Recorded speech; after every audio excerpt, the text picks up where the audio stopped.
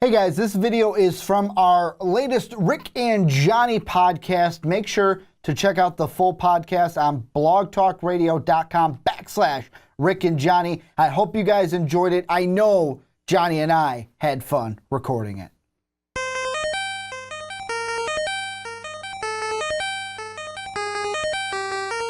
This podcast is brought to you by Most Valuable Podcasts, saving your day from boredom with the best podcasting entertainment.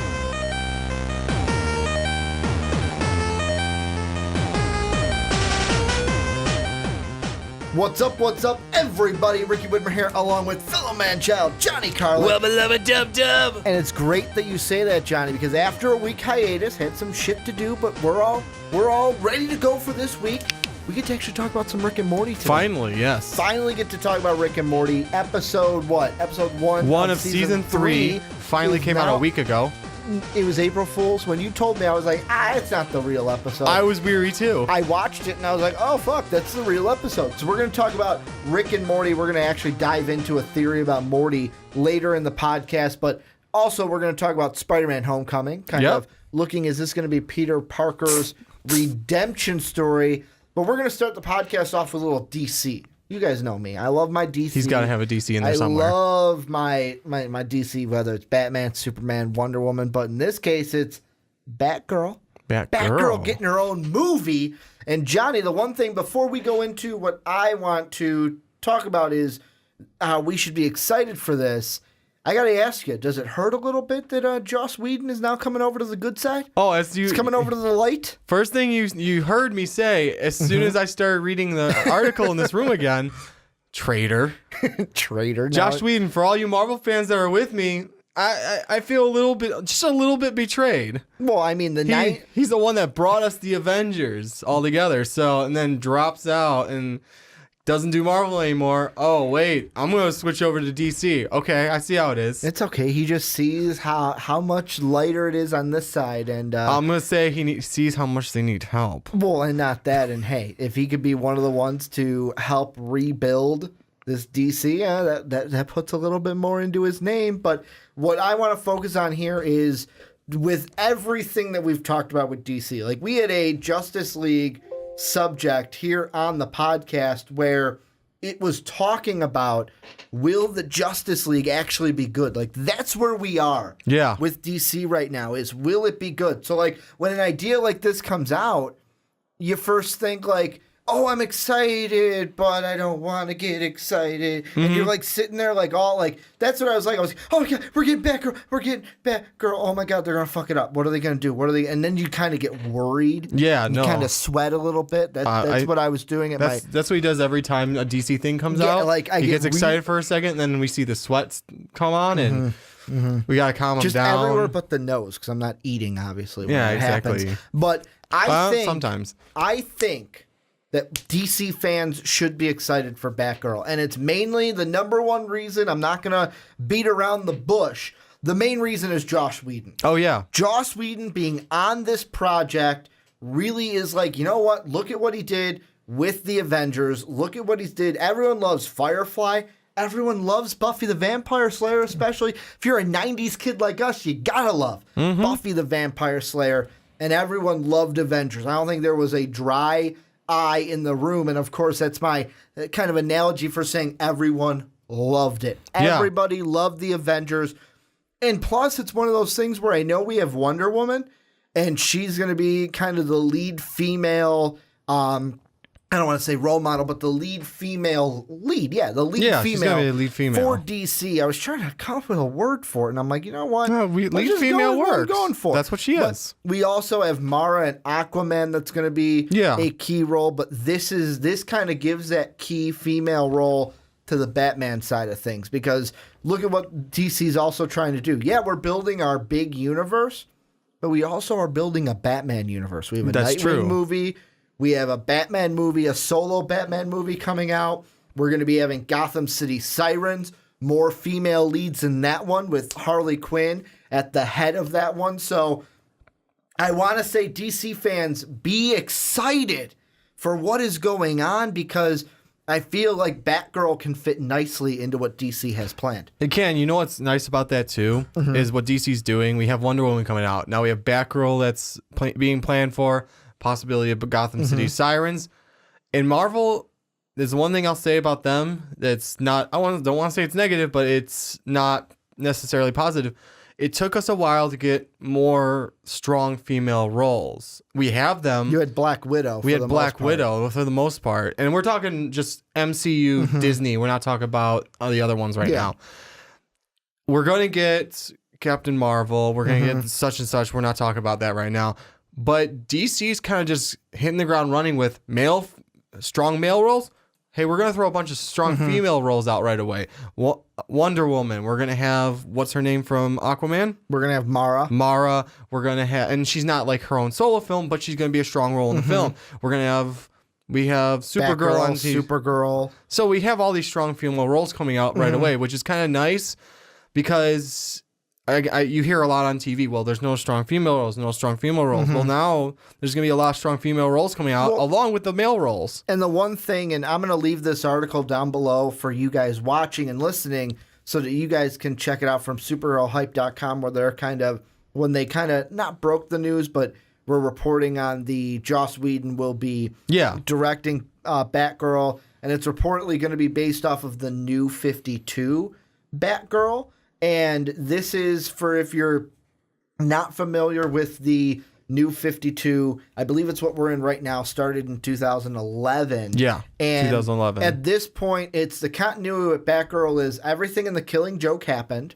She was paralyzed. She was Oracle. She's had an experimental surgery to kind of fix her spine, and she's as they're saying on the wiki page, she's going through rehabilitation so that she can be, in quotes, become a more seasoned and nuanced character because she has these incredible and diverse experiences. See, and because of that, I was going to go into because it's going to be New 52 Batgirl. Yeah, how are they going to do this? Because it's not going to be the origin story of Batman takes her under her wing and then boom, Batgirl is kind of there and then the Killing Joke happens.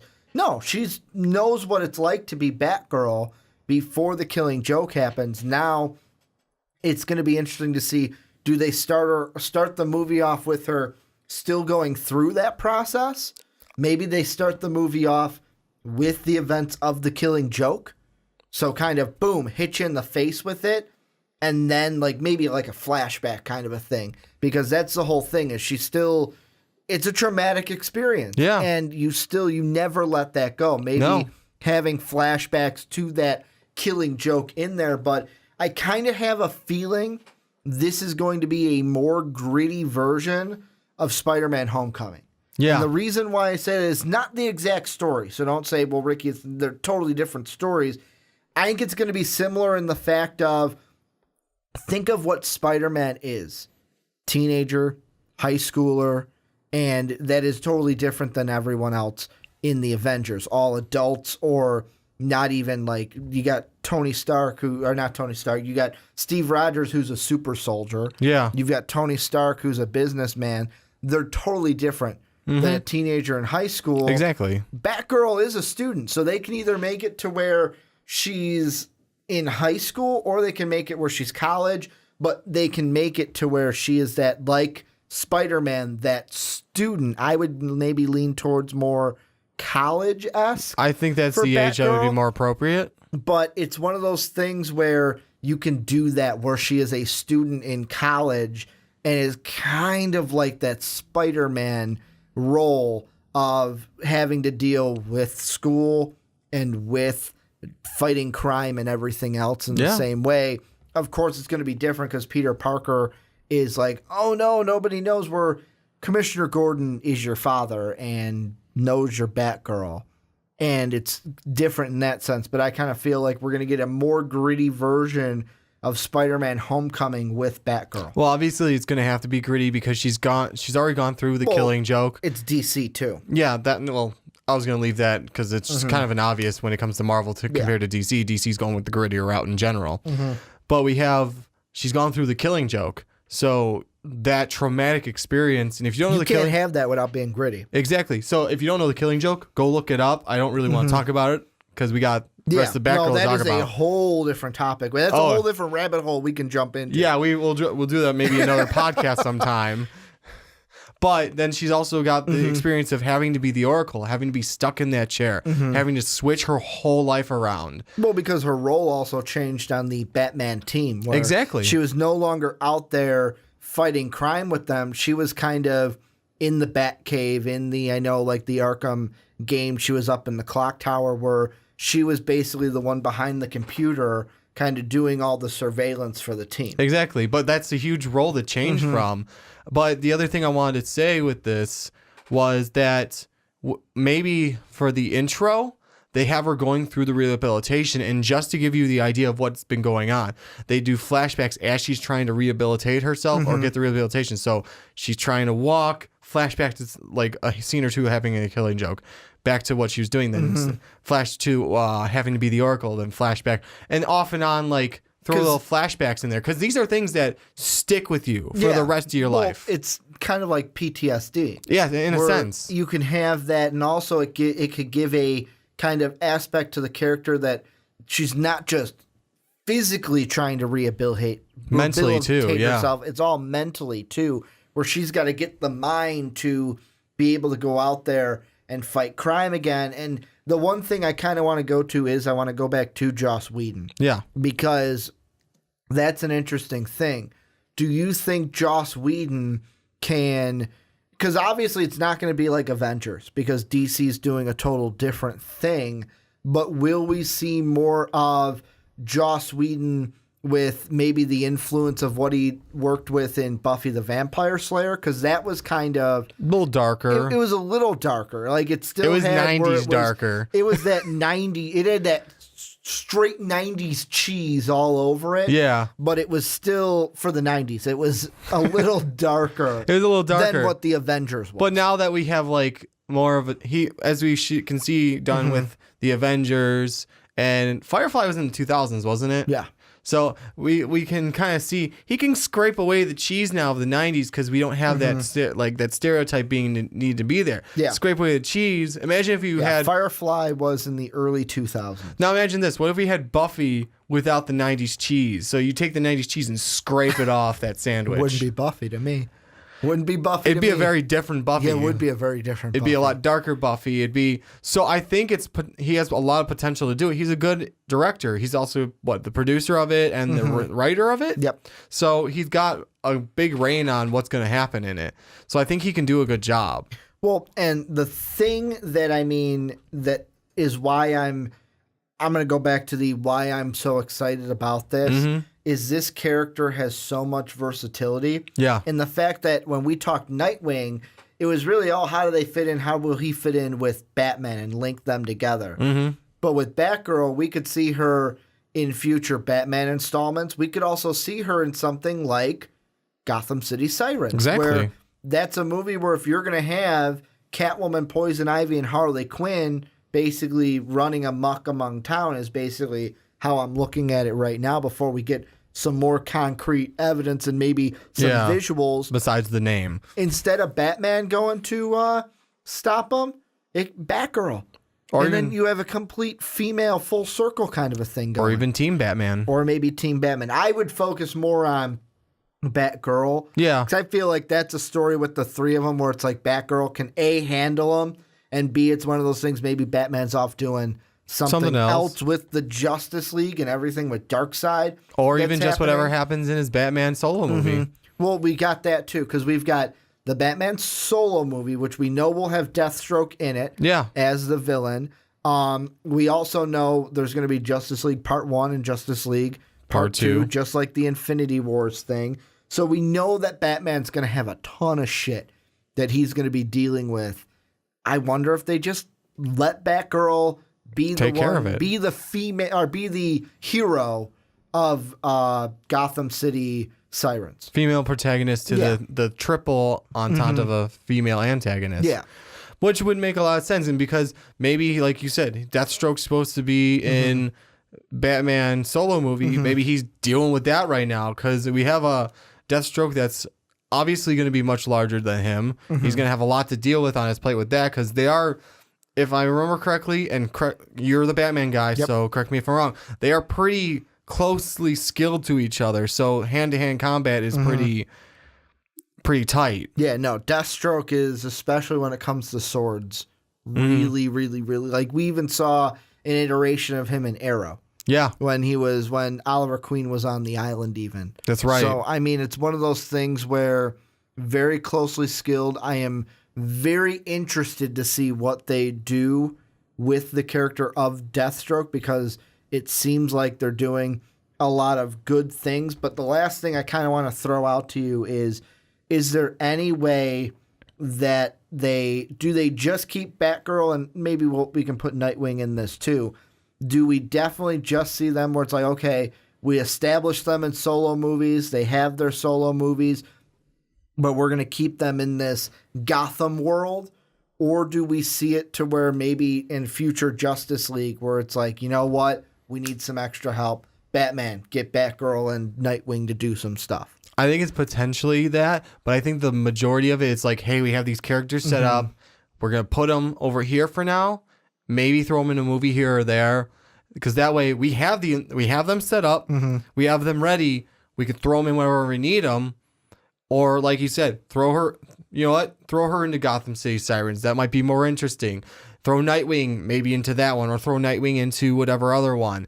It would make it a little bit better a twist, or even cameo them in one of these things. We're not going to have them actually be involved, but hey, we're gonna start recruiting into the Justice League. Let's start getting these people in. And I absolutely love how, just with the Batman side of it, how we get something. To me, I'm saying this, and if you love the movie, it's your own opinion.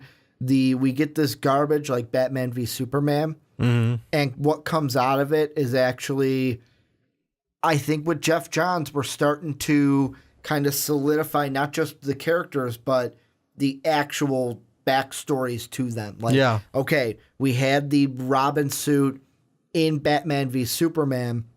We have to establish Dick Grayson somewhere. Boom. Nightwing movie. Okay, well, if Nightwing's out doing his own thing, we have to establish a Batgirl because Batgirl has been around. Boom. Here's a Batgirl movie. I kind of can't wait until I feel like we're getting maybe in the Batman solo movie till we get Tim Drake. Think about it. Think about where we are right now. Dick Grayson was Robin. Yep. Now he's Nightwing. Yep. Jason Todd was Robin. Now he's dead. Yes. Sorry, Jason. The next one in line is Tim Drake. True. You know what else could happen in the Batman solo movie? What? A little hint or a little cameo. I don't want to call it cameo exactly, but a little snippet scene of Red Hood. Maybe they can throw Red Hood in there too. That'd be cool because they could totally throw him Jason in there. Todd comes back. They could totally throw him in there. I thought about that a while ago, like a long time ago, but DC has potential. It does. Overall, they have potential, but for this Batgirl thing, I'm excited for it. Well, now you have Jeff Johns working on it. Jeff Johns. And you have Joss Whedon on this. He's basically leading the entire universe as whole. Yeah, but now you have Joss Whedon on this, so you have a lot more potential. I can't wait for this movie. I cannot wait to see what Joss Whedon can do with it. Because I'll be honest, that is the main reason. Like 99.9999999% of my excitement. And I know I kind of sounded like a little German there with the 999, but I mean, that's where most of my excitement is going. Is with Joss Whedon being on this now. I loved Avengers, loved Buffy, although I was young and it was like, woo, anything that was really cool. Anything. I mean, Firefly, that's the only part of his work that I have not seen. I know. I think I've it was seen a little bit. Dave has told me I got to watch Firefly, but it's like, dude, I got to find the time to watch Firefly. So that's the only Joss Whedon work that I really have to dive into because it's got an amazing cast. Yeah. It's got Alan, what's his face? He was, I believe, the voice of K2 and Rogue One. Yeah. It's got him in it. It's got Nathan Fillion in it. Adam Baldwin's in it. It's got a good cast. So, I mean, it's one of those things where it's like, I just got to find the time to actually catch up and watch it. I'll say the few episodes I've seen, I haven't watched it completely either. They're pretty good. And that is the main thing, though, is Joss Whedon being on this. I cannot wait to see what he can do. But this is where I'm going to turn it on to you guys like we always do, because this is a discussion. We give our thoughts. You guys give your thoughts down below. We'd love to hear yours down below. The comment section, let us know what you guys think. Batgirl, are you excited for it? Do you agree with me that you should be excited for it? Let us know down below in the comment section. Thank you everyone for watching the Rick and Johnny podcast. Click right here to watch another squanchy video, and let's get rickety wrecked!